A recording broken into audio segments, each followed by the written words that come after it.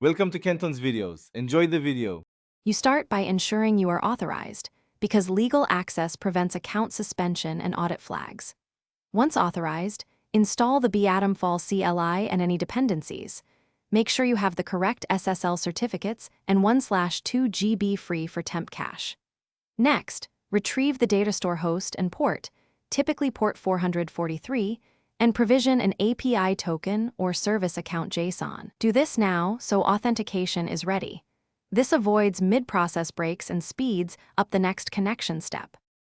Now authenticate using the CLI or SDK.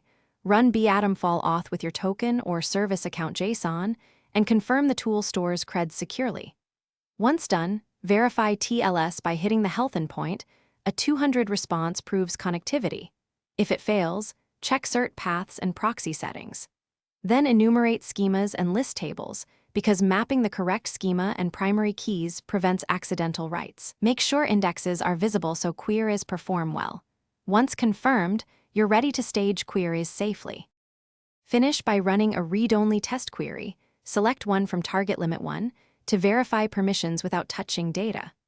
Once that succeeds, apply role-based write grants only where needed, enable audit logging, and schedule backups before any bulk operations.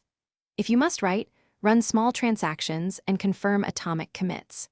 If something goes wrong, consult the Atomfall logs in /var/log/Atomfall. Check for 401 or TLS errors, and reissue tokens or rotate keys. This resolves most access. Thanks for watching. Consider subscribing if we helped you.